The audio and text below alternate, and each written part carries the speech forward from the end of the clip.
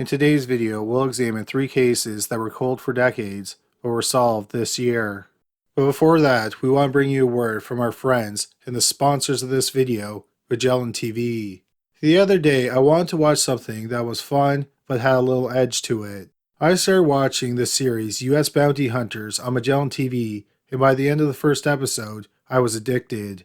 I binged both seasons in just a few days. US Bounty Hunters is just one documentary series on Magellan TV.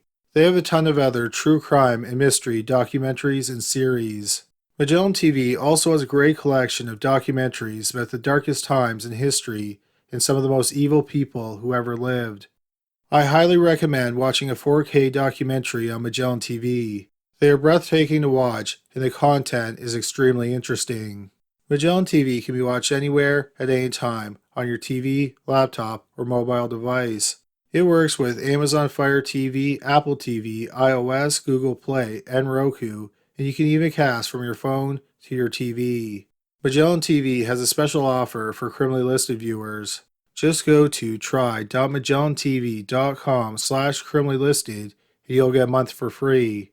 Check out Magellan TV because you'll probably find something interesting to watch and you'll be supporting criminally listed. Number 3. Nicholas Browning. In early 2008, the Browning family lived in Cockeysville, Maryland, which is an upper-class suburb of Baltimore. Patriarch John Browning was a prominent and respected business lawyer. His wife, Tamara, was a homemaker. John and Tamara had 3 sons, Nicholas, Gregory, and Benjamin.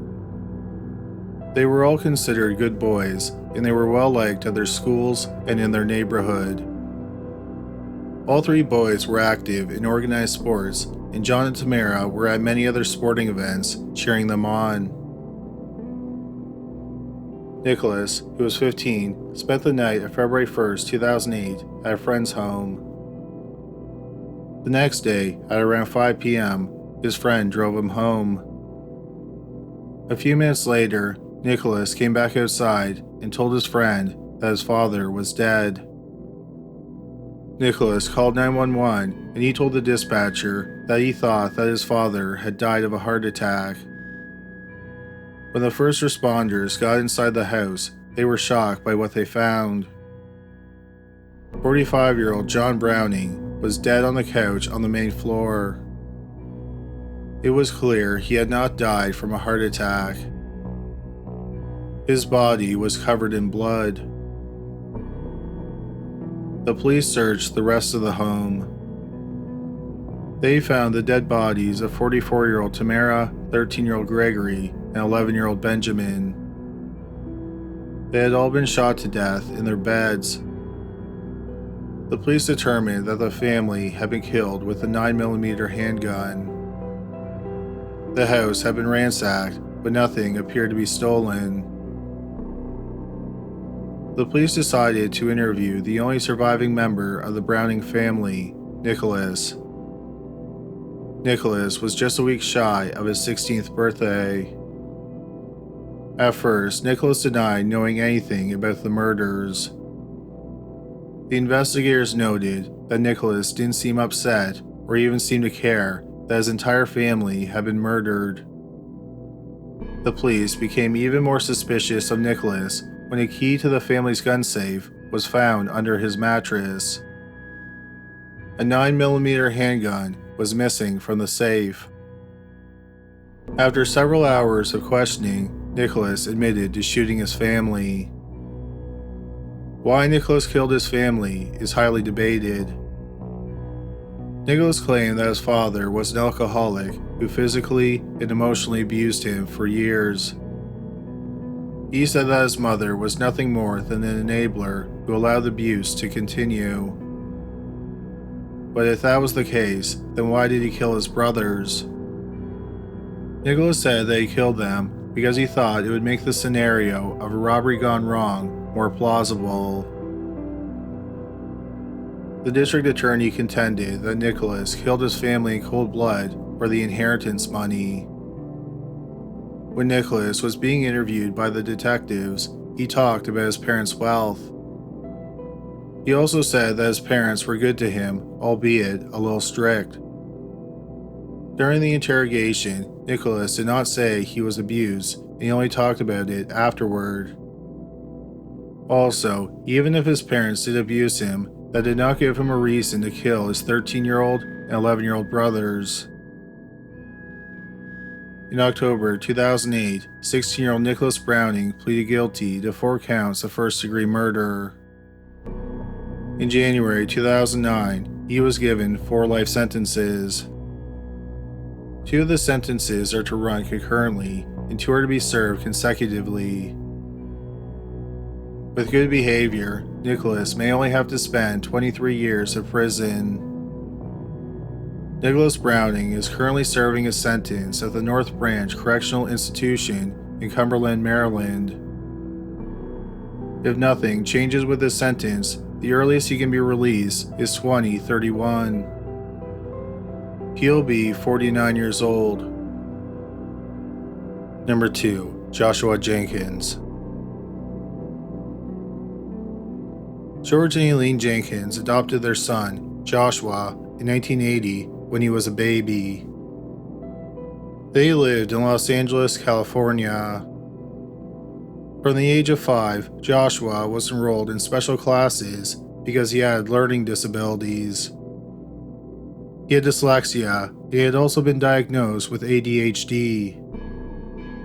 George and Eileen moved Joshua around to different schools to find one that would suit his needs. In 1993, George and Eileen moved the family from Los Angeles to Las Vegas, Nevada. At the time, Joshua was 12 and his sister, Megan, was 7. Like Joshua, Megan had been adopted. By all accounts, Joshua loved his sister and he was often protective of her.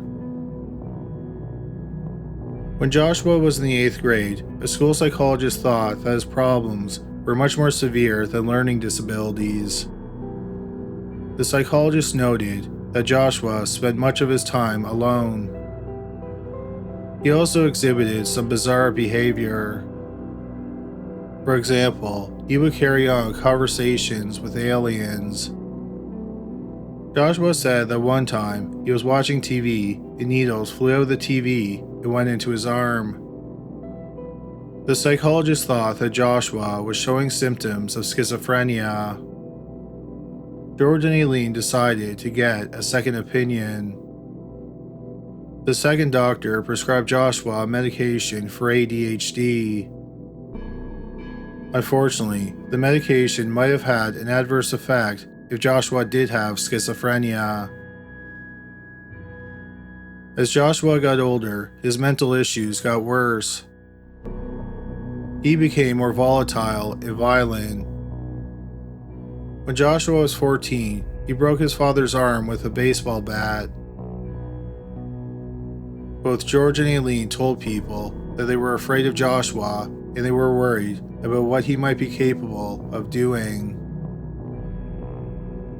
George and Eileen decided it was best to send Joshua to a boarding school for troubled youths in Los Angeles. Joshua started at the boarding school in the summer of 1995 when he was about 15 years old. On February 2nd, 1996, George, Eileen, and Megan drove from Las Vegas to Los Angeles and picked up Joshua at the boarding school. Then they drove to Eileen's parents' home in Vista, California. The family was planning on staying at Eileen's parents' home for the weekend. In a few days, Joshua had a doctor's appointment, and it was expected that he was going to be prescribed antipsychotic medication.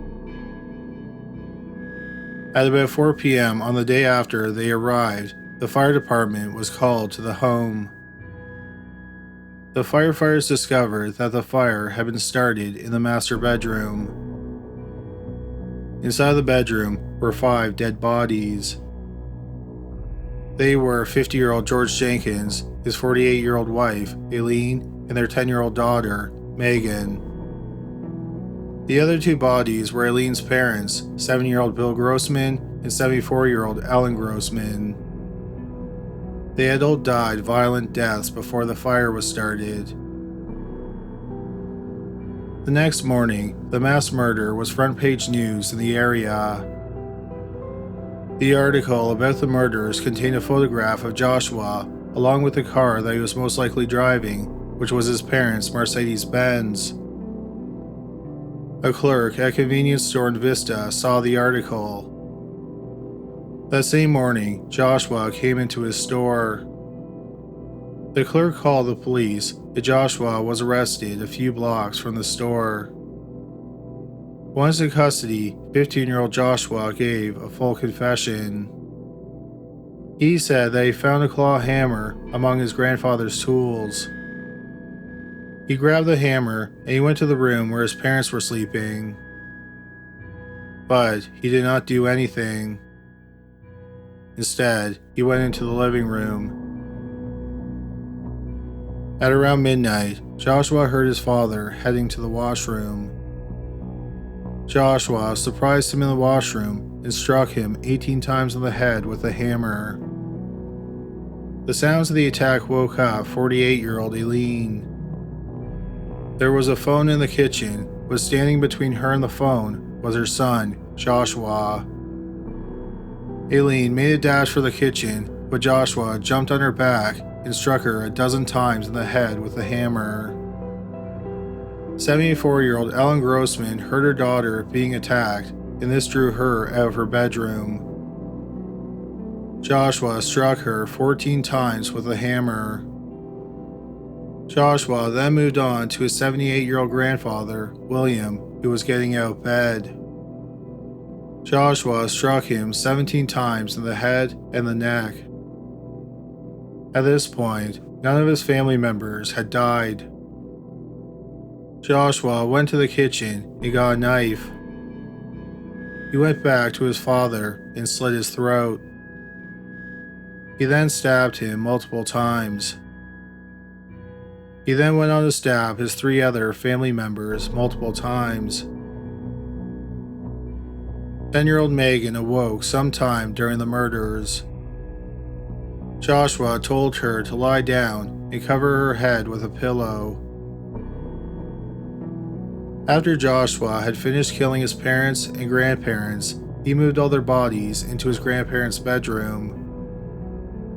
He then grabbed himself a root beer and sat down on the couch and watched some TV. He said he watched TV all night and then Megan woke up. Joshua told her that their grandmother was sick and the rest of the family was at the hospital with her. Together, they drove to a local hardware store and Joshua bought a large axe. Then they went back to their grandparents' home and continued to watch TV. Later that afternoon, Megan, who was 10, dozed off on the couch while sitting up. Joshua said he got the axe and he swung it at her head like it was a baseball bat. He hit her with the blunt side of the axe head. Joshua said he hit her 6 more times and then stabbed her multiple times. He put her body in the bedroom with the rest of the bodies and then he started the fire. Joshua said that after he started the fire, he drove to a parking lot in Vista and fell asleep. He had planned on driving back to Las Vegas and killing himself in his family's garage. But he was arrested before he left Vista. Joshua Jenkins went to trial in May 1997, about 15 months after the murders. He pleaded not guilty by reason of insanity. The district attorney said that Joshua was emotionally disturbed, but he was not psychotic. He also said that the murder of Megan was much more disturbing than the story Joshua told the police. Joshua said he chose the axe because he thought that it would cause the least amount of pain. The district attorney said that the evidence showed that something much different happened. There were tiny cuts on Megan's neck. The prosecutor said that this was evidence that knife had been held up to Megan's throat. Also, the police searched Joshua's bedroom and they found 2 photographs that were hidden. They were both inappropriate photos of Megan that were taken while she was asleep. The district attorney said that Joshua held a knife to Megan's throat because he was trying to sexually assault her.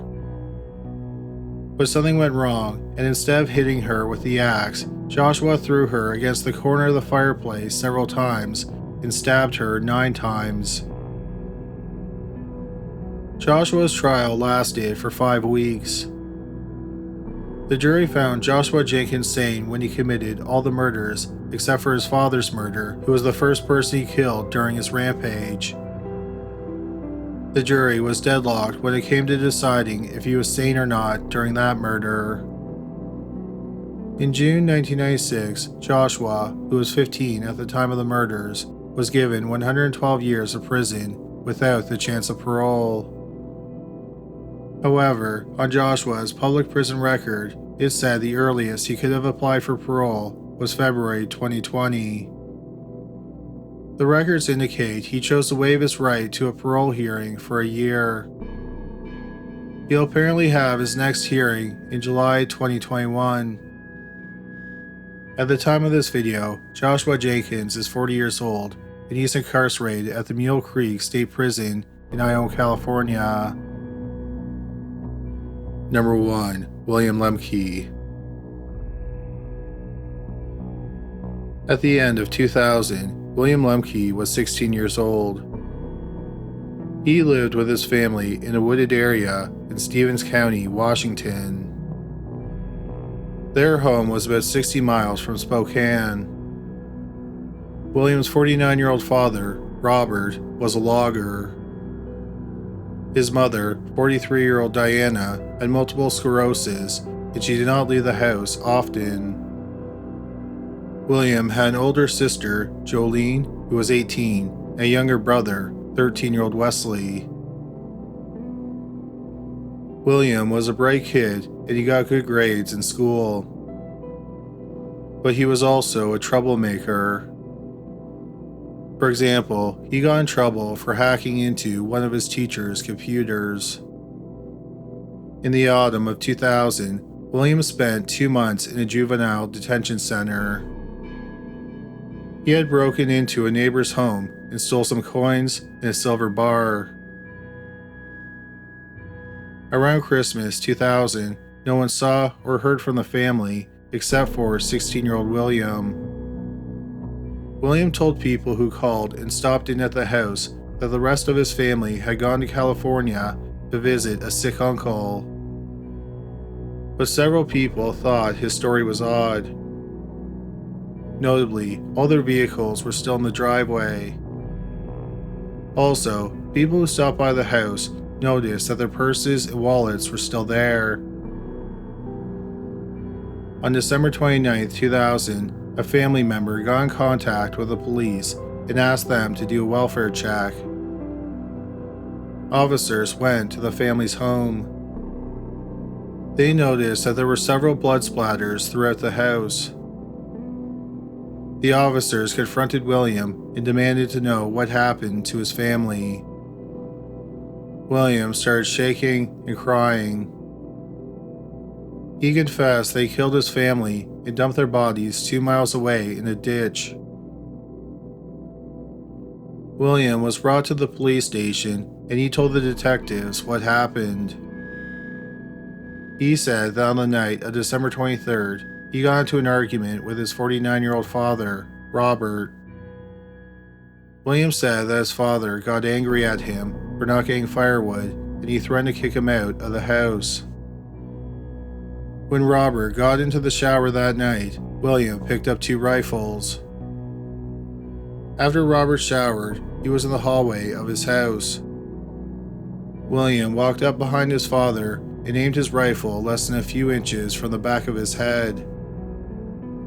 He then pulled the trigger.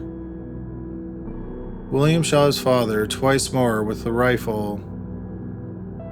William went into the kitchen and he opened fire on his 43-year-old mother, Diana. At some point, his rifle jammed, so he switched to the other rifle. His mother was shot 4 times in the hands, right arm, and right shoulder, and 3 times in the head. It's believed that she put up her hands to try to shield herself. William then went into the living room where he found his 18-year-old sister Jolene and his 13-year-old brother Wesley were both trying to hide. William shot Jolene twice in the back and once in the back of the head. He then shot his brother twice in the back of the head at close range. William then admitted that after he killed his family, he sexually molested his sister's body. He then dumped their bodies in the ditch. William then went home and tried to cover up the crime scene by painting over any blood he found splattered on the walls. 16-year-old William Lembcke was subsequently charged with 4 counts of first-degree murder. William went to trial in August 2001, about 8 months after the murders. His lawyers argued that there was no premeditation. William had simply snapped because of the fight over the firewood. William's lawyer argued that since there was no planning, he should only be found guilty of second-degree murder, which carried a less severe sentence. The prosecution argued that the motive for the murders was much more disturbing. There was evidence that William had secretly been recording his sister, Jolene, as she showered. On the same videotape, he recorded himself masturbating. The prosecution said that William's parents either found the tape or they learned that William had been recording Jolene. The prosecution said that on the night of the murders, William was confronted by his parents.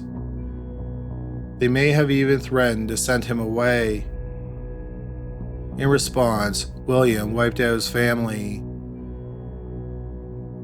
The medical examiner found evidence that Jolene had sex sometime around her death. However, the DNA found inside of her was too badly compromised to make a DNA profile. The prosecution asserted that since William confessed to molesting his sister, it was most likely his DNA. That evidence also made it clear that he did more than molest her body. He actually had sex with her dead body.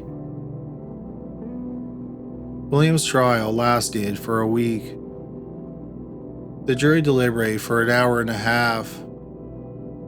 During that time, they broke for lunch. They ended up finding William Lembcke guilty on all 4 counts of first-degree murder. William was sentenced on the same day he was found guilty. The judge said that deep down inside, William was a monster. Since he was a monster, he felt no problem sentencing the 16-year-old to life in prison without the chance of parole. William Lembcke is 35 years old at the time of this video. He is serving his sentence at the Washington State Penitentiary in Walla Walla, Washington. Thank you so much for watching today's video. We hope you found it interesting. If you're looking for some new videos to watch, why not check out my new channel, Chapter Dark, and see if you can solve the mysteries in the videos. If you like riddles, puzzles, or escape rooms, Chapter Dark will be right up your alley. A link to Chapter Dark should appear on the screen momentarily, and you can also find a link in the description box below this video. If you enjoyed the video you just watched, we'd really appreciate it if you gave us a thumbs up. Please also check us out on Facebook, Instagram, and Roku. The links are in the description box. But that's all for today. Thanks again for watching, and please stay safe.